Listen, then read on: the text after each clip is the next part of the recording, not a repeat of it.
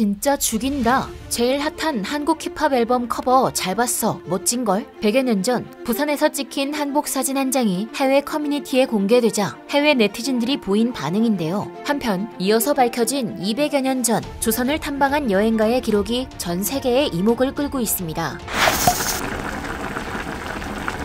해외 한 커뮤니티에 부산의 모습을 담은 2장의 사진을 담은 게시글이 올라왔는데요. 하나는 원본인 흑백 사진이었고 다른 하나는 색이 복원된 컬러 사진이었습니다. 관청 앞에서 복식을 제대로 갖추어 입은 관리들이 무언가를 기록하기 위해 찍은 사진으로 보입니다. 가장 높은 직책인 것으로 보이는 한 남자를 중심으로 멋들어진 갓과 도포를 갖춰 입은 채 좌우로 선 모습이 매우 인상적인데요. 흑백 사진의 색깔을 복원하자 한복 고유의 선명하고 아름다운 색감이 더욱 눈에 잘 들어옵니다. 해당 게시글을 본 네티즌들은 순식간에 관심을 표하며 수많은 댓글을 남겼는데요. 멋진 갱스터 느낌 확 나네. 순간적으로 진짜 웨슬리 스나이프스인 줄? 미친, 진짜 멋있잖아. 라며 가운데 앉아 정면을 당당히 응시하는 듯한 남자부터 사진 전체에서 풍기는 카리스마 있는 분위기에 깜짝 놀란 네티즌이 많았는데요. 힙한 럭셔리 명품 브랜드 화보처럼 보이는데? 라며 100여 년 전에 찍힌 사진이지만 오히려 현대의 브랜드가 찍은 럭셔리 화보처럼 보인다며 한복의 멋짐을 집어주는 네티즌도 있었습니다. 드라마 해치를 다시 볼 시간이군 이라며 한복을 잔뜩 볼 수 있는 한국의 사극 드라마를 다시 봐야겠다고 말하는 네티즌이 있는가 하면 모자 위에 달린 건 뭐야? 털 같은 거야? 라며 사진 속 장식물이 궁금한 듯 질문을 던지기도 했는데요. 해당 네티즌의 궁금증을 가진 것은 한국 전통 가세 일종인 전립으로 주로 무관이 착용하는 동물의 털로 장식되는 모자 중 하나였습니다. 그 외에도 많은 네티즌들이 언급한 것은 다름 아닌 선글라스였는데요. 저거 진짜 선글라스 맞지? 선글라스 멋지네. 라며 멋진 선글라스를 쓰고 있는 모습이 믿을 수 없다는 듯 놀라워하는 네티즌들이 많았습니다. 하지만 사실 선글라스는 조선시대의 흑의채라는 이름으로 불리며 양반들 사이에서 꽤나 흔히 볼 수 있었습니다. 선글라스를 흔히 서양식 의복의 부산물로만 생각하기 쉽지만 사진 속 갓과 도포를 입은 조선시대 사람들의 모습과도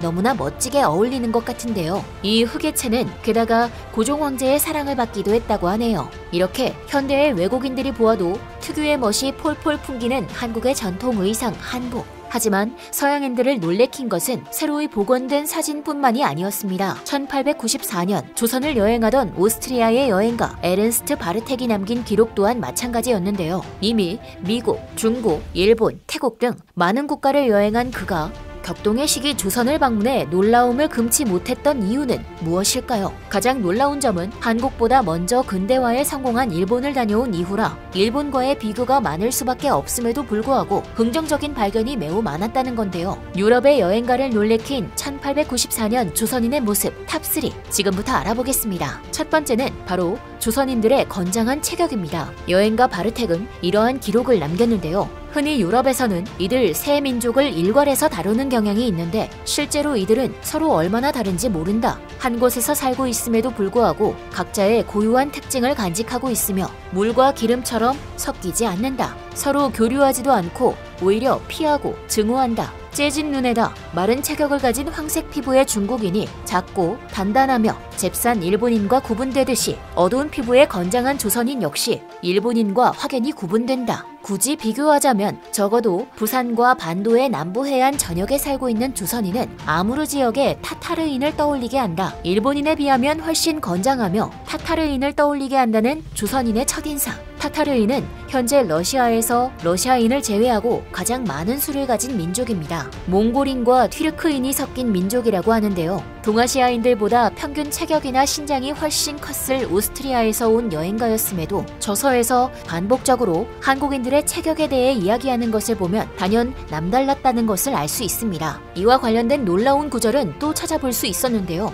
신체적인 면에서 이들은 중국인뿐만 아니라 다른 모든 동아시아의 이웃들은 훨씬 능가한다. 이들의 키와 건장한 체격, 건강한 외모는 유럽의 여행자들에게 커다란 놀라움을 안겨준다. 나는 이 점에서 조선인과 견줄 수 있는 민족을 동아시아에서 본 적이 없다. 이들은 외향적인 면에서 몽골 유형이라기보다는 코카서스족에 가깝다. 내가 조선의 여러 도시와 마을에서 본 많은 조선인들은 남녀 모두 유럽식 복장과 머리 모습을 해놓으면 유럽인과 거의 구분할 수 없을 것 같았다. 일본인이나 중국인이라면 어림도 없는 일이다. 유럽식 복장만 갖추어 놓았더라면 유럽인들과 구분이 가지 않았을 정도의 체격과 외형이라고 하니 실제 기록을 보면서 우리 또한 놀라움을 느낄 수 있는데요. 현대에 들어 한국인들이 다른 동아시아 국가보다 평균 신장이 크다는 사실이 드러났지만 사실은 훨씬 이전부터 민족적 특성이 유달리 건장했던 것입니다. 건장한 체격만큼이나 바르텍을 놀라게 한 것은 바로 한국인들의 언어 능력이었습니다. 중국이 아닌 다른 민족을 이웃으로 두었더라면 오늘날 조선인들은 기본 교양과 교육에서 지금보다 훨씬 나았을 것이다. 중국에서는 옛 경전을 연구하고 아는 것, 그리고 수백 년이나 된 오래된 저작들이 아직도 학식의 최종적 권위로 여겨지는데 조선의 사정도 이와 마찬가지다. 자신들의 언어와 문학에 대한 연구나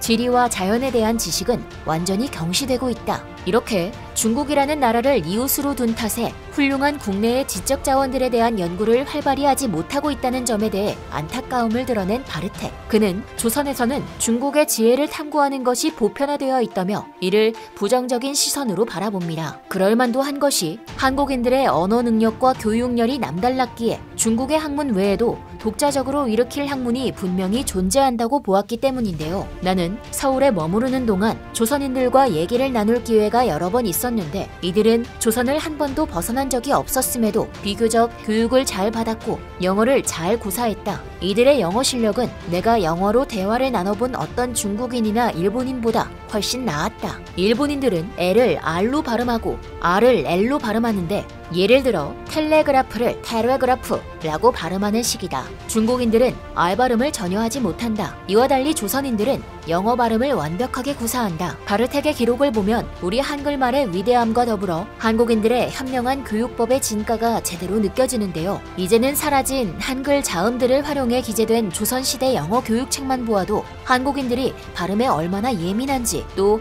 이를 구사하기 위한 큰 노력까지 더했음을 알 수 있습니다. 바르텍의 기록에서 가장 놀라운 부분은 바로 그의 예언인데요. 조선의 상황이 너무나도 보잘것없어서 조선인들도 보잘것없는 백성이라고 생각할 수 있겠지만 절대 그렇지 않다는 그의 말. 그는 우리 한국인들이 좋은 정부를 만났더라면 내면의 힘을 진작에 움키웠을 것이라는 말도 하는데요. 조선인들의 내면에는 아주 훌륭한 본성이 들어있다. 진정성이 있고 현명한 정부가 주도하는 변화된 상황에서라면 이들은 아주 짧은 시간에 깜짝 놀랄 만한 것을 이루어낼 것이다. 물론 이들의 이웃인 잽싸고 기민한 일본인들처럼 빠르게 진행되지는 않더라도 한때 이들의 군주국이었던 중국보다는 훨씬 빠를 것이다. 중국보다 빠른 속도로 짧은 시간에 놀라운 것을 이룩해낼 것이라는 그의 예언은 오늘날 현실이 되었는데요. 근대화되기 한참 전이라 중국과 일본과는 큰 비교가 되었을 시점에 그가 어떻게 이러한 예언을 했는지는 아직도 미스테리라고 합니다. 건장한 신체와 언어 능력, 훌륭한 지능 등에 이어 그를 놀래킨 것은